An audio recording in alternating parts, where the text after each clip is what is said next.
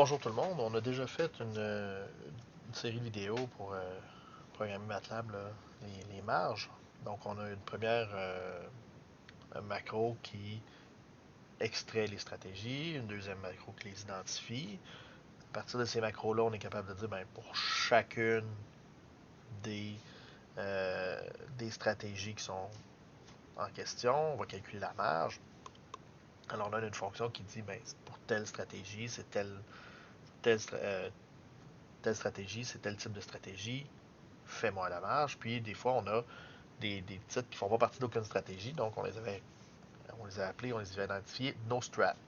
Donc ça nous prend une fonction qui va calculer la marge pour ces produits-là. Puis pour ces produits-là, on va calculer la marge pour chaque produit, puis on va les additionner ensemble. Donc,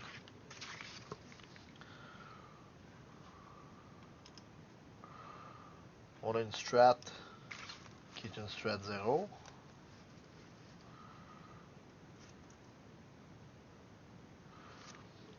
Voici, strat 0.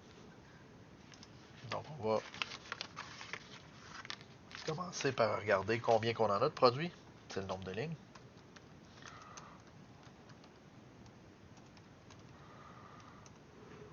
Ensuite, on va créer une matrice résultat qu'on va mettre vide.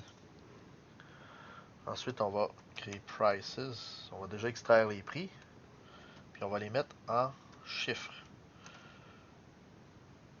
Je vais juste faire extract price data pour la stratégie. Je vais vous montrer quelque chose.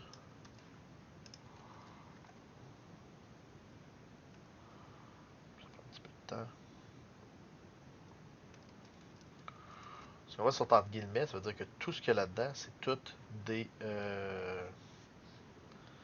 C'est tout, c'est tout des mots. Si je fais string to double.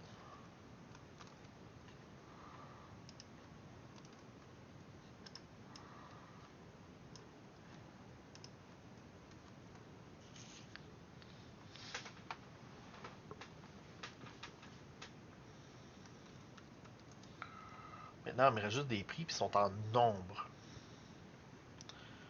Donc, on va y aller comme ça. Ensuite, on a besoin du prix du stock. Le prix du stock, c'était la dernière ligne, la dernière colonne de prices. Si on monte ici, ici. Si on monte ici, quand on extract price, on regarde la définition. Chacun des titres de la stratégie. Le premier, c'est le put à 115. Le deuxième, c'est le stock. Puis le troisième, ça va être le sous-jacent. Alors, si jamais on a une stratégie où il n'y a pas de sous-jacent, d'acheter, on va peut-être en avoir besoin pour calculer la marge des puts, des calls. Donc, c'est pour ça que Extract Price, il vous sort les prix du sous-jacent, même si le sous-jacent n'est pas en extra, dans le fond. Donc, c'est ça. Donc, maintenant, on va avoir le prix du sous-jacent dans Price Stock. Ensuite, pour chacun des titres dans la stratégie, de 1 à N1, il va falloir commencer par créer un test qui va être de regarder c'est quoi la stratégie.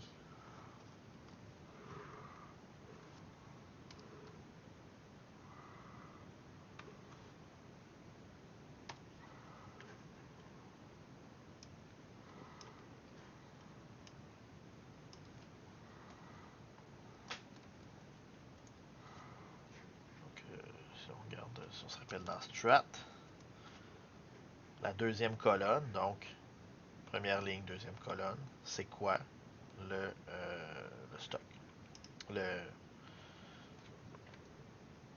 C'est quoi le type? On va déjà isoler le produit.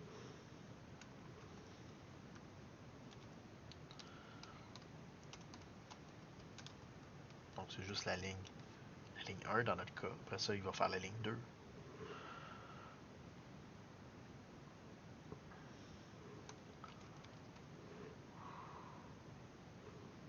On va isoler le prix de notre produit en particulier.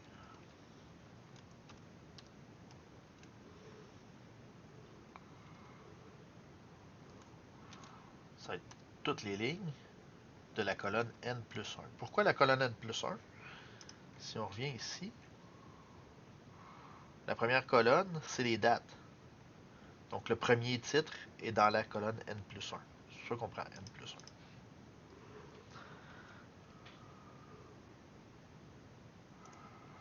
Après, si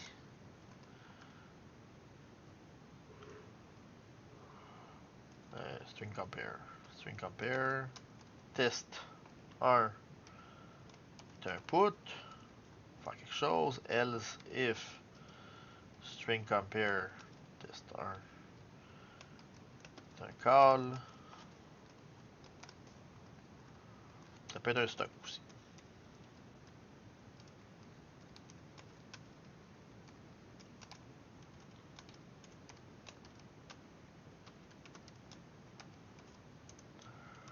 Else, on va faire un écho.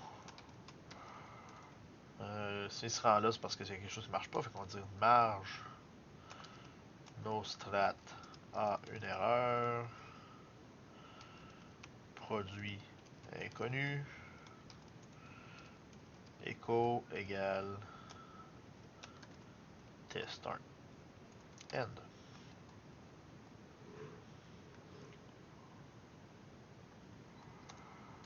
R2 égale marge put. On va lui fournir le produit, le prix, puis le prix du stock. Il va falloir développer cette fonction-là. Le call R2 égale marge call, product, price stock.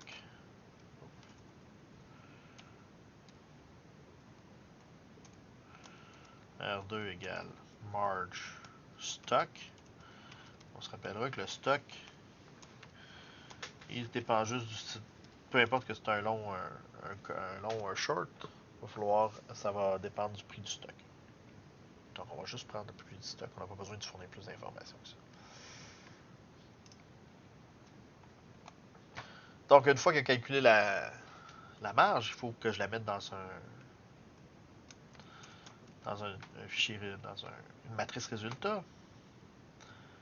Donc je vais faire un test 2, qui va regarder si 16 de R1 à quoi c'est égal. Si test 2 est égal à 0, s'il est égal à 0, c'est qu'il n'y en a pas encore, fait que R1 est égal à R2.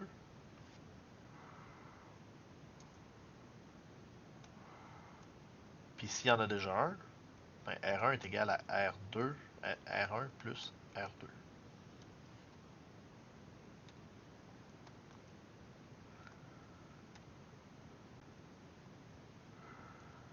Et c'est tout. On peut tester ligne par ligne.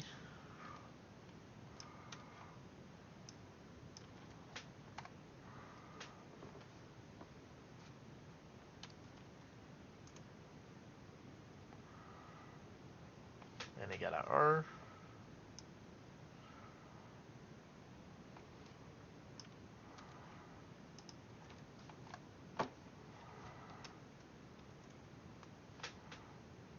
N égale à 2.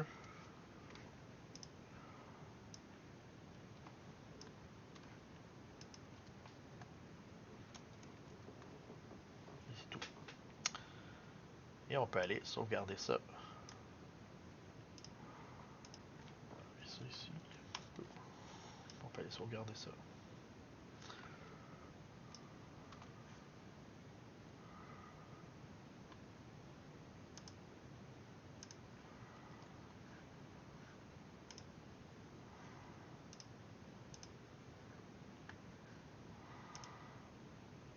Et voilà.